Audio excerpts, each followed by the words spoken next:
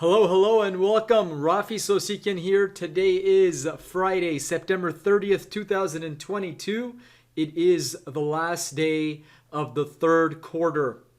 The bulls were hoping for a green close. Unfortunately, that did not happen for the bulls. As I've said in other videos, it is a systematic day traders market in my opinion. In my opinion, it is and will continue to be for quite a while a systematic day traders market. All right, having stated that, let me go ahead and show you what we've got. So in the past couple of days, on Wednesday I did a video with special operations. On Thursday I did a video with special operations. Today I'm going to do a video with special operations. In each of these videos, I'm trying to impart information that I think is going to help you use Price Action Harvester Automated version 5 and make you a better trader using it. So let me break it down a little bit different today than I did the last couple of days. So the last couple of days, I ran a bunch of instruments together. Okay, so I ran a basket of 6 instruments and I loaded them all onto Strategy Analyzer, and I didn't provide sort of a breakdown for each of them on separate tabs. Rather, the breakdown was done all together.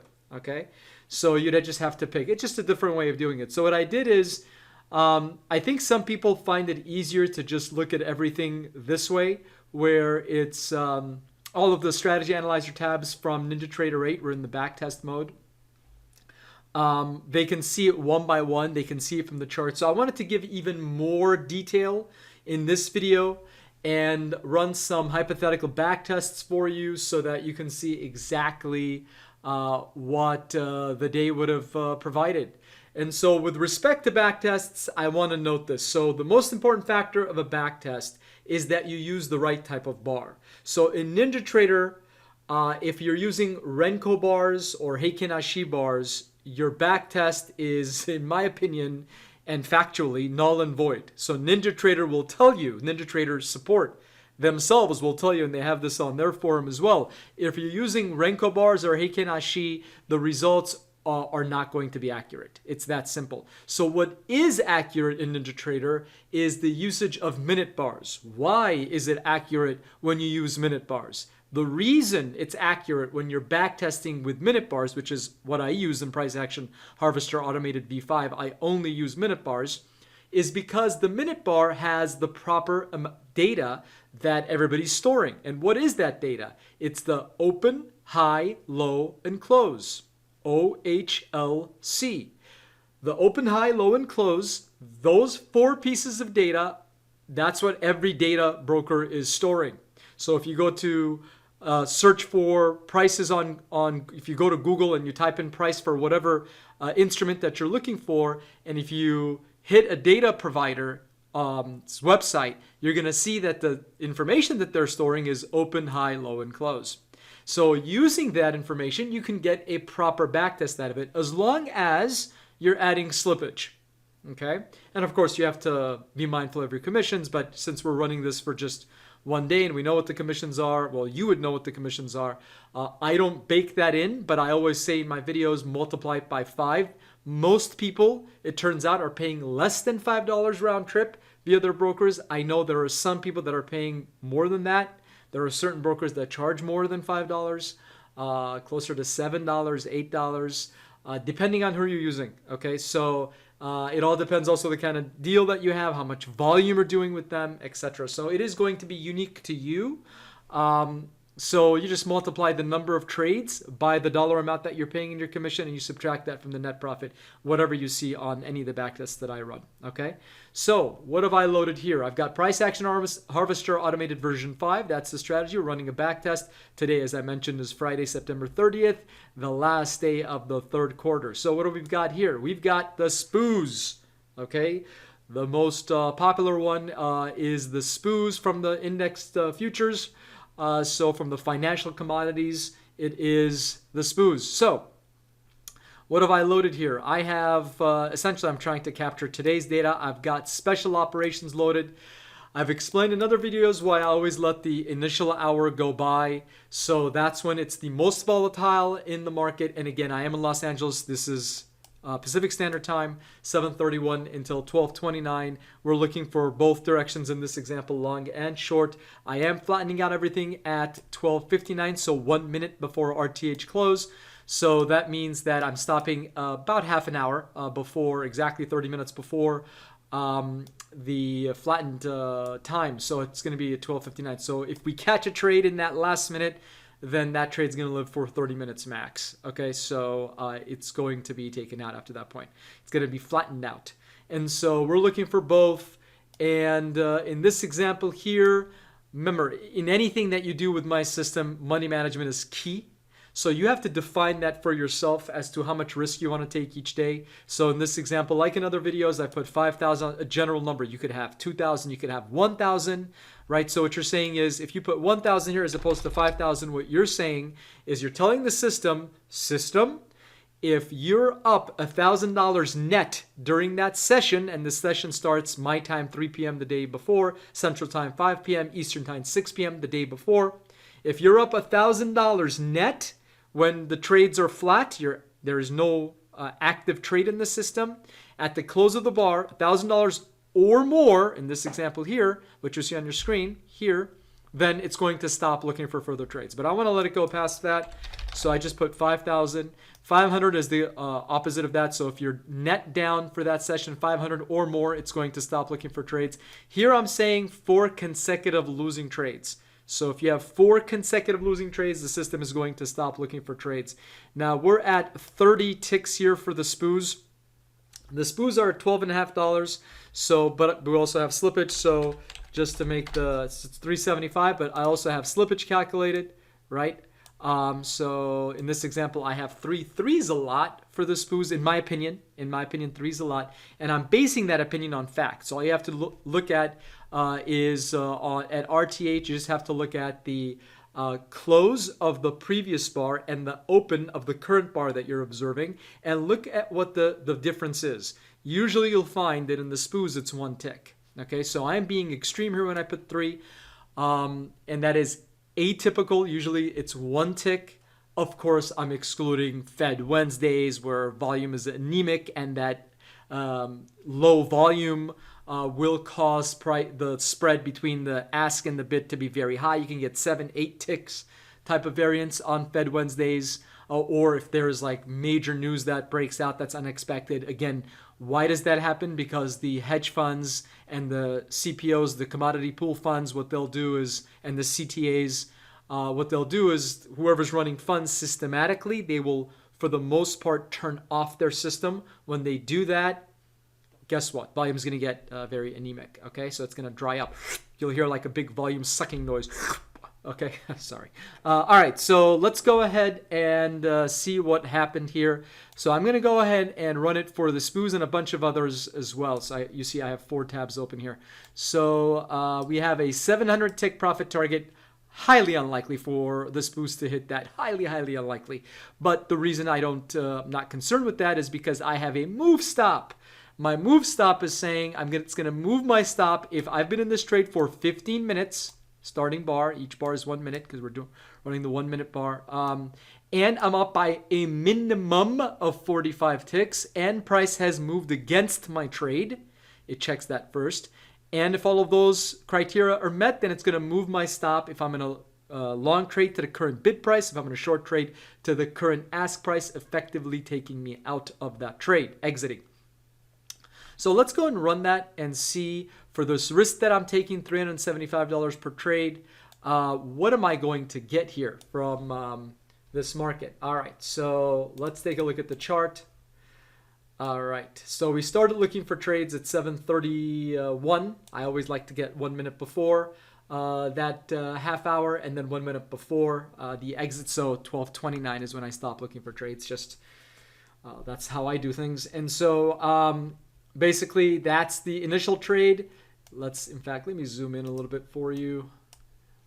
Maybe a little bit more. Make it as clear as possible. All right.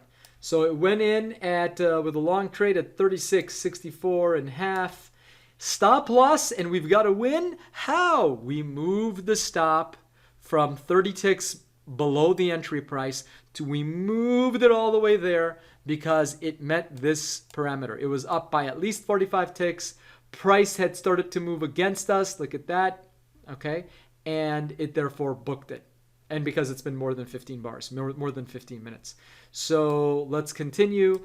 Remember, special operations is very, very aggressive. Okay. It tries to hug price with a lot of factors in place, mostly, or mainly, I should say, the swing high and lows being observed, but there are other factors in place, obviously.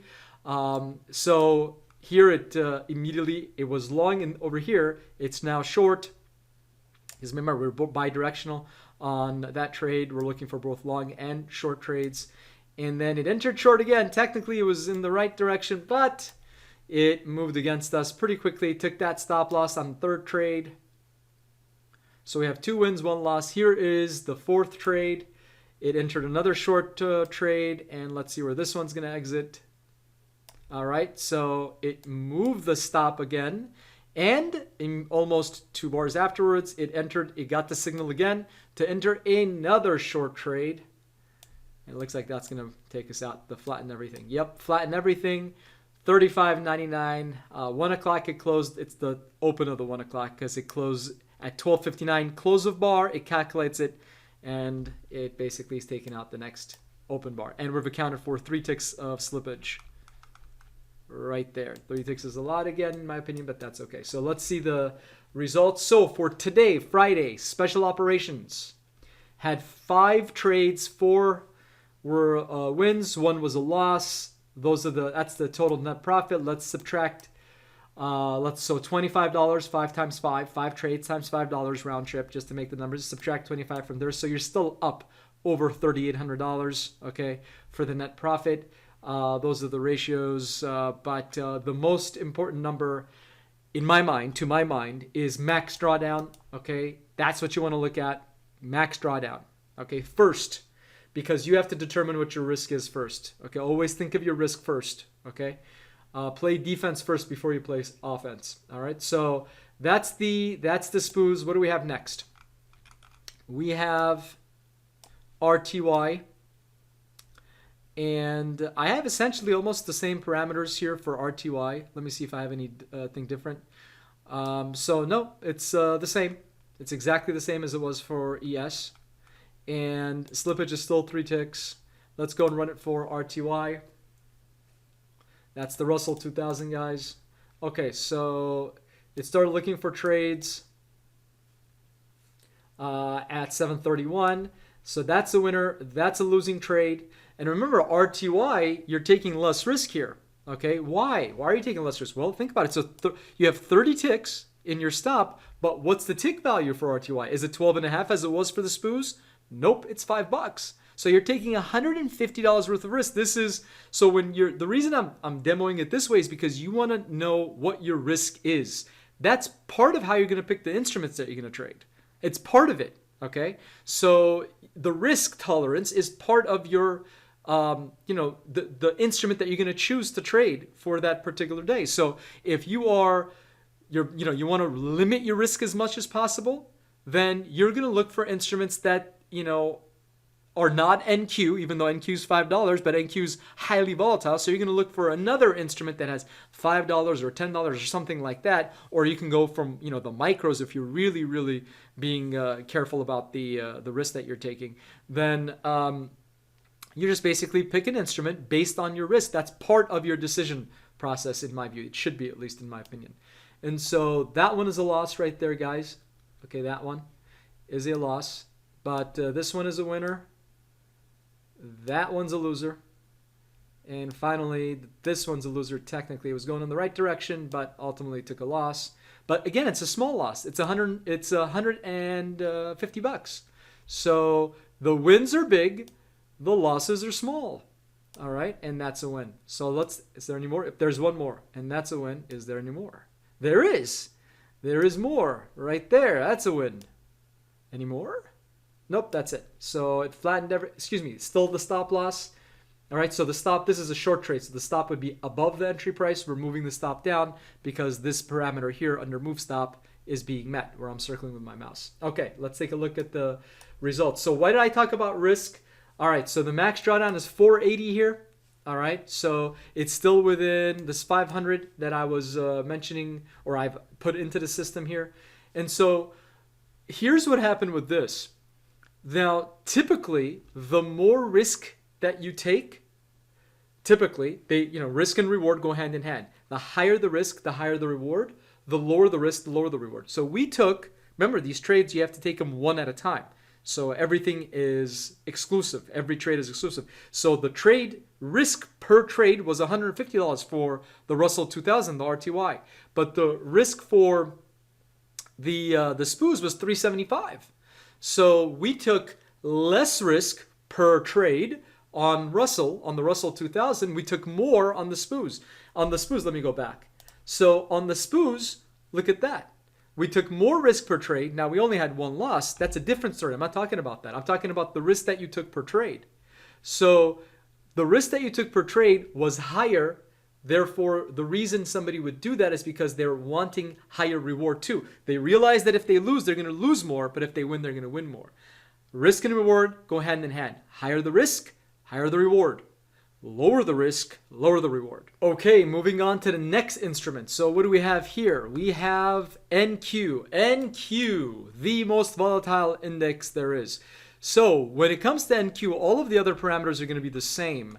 However, I have changed the move stop to if profitable by 250 because this beast has serious swings. Okay, so why limited at 45? That's how we're treating RTY, which has far lesser sort of sharpness when it comes to their swings, versus the NQ, which the swings are very sharp. Okay, so we're gonna basically increase the profitable buy when it comes to move stop. Everything else is the same.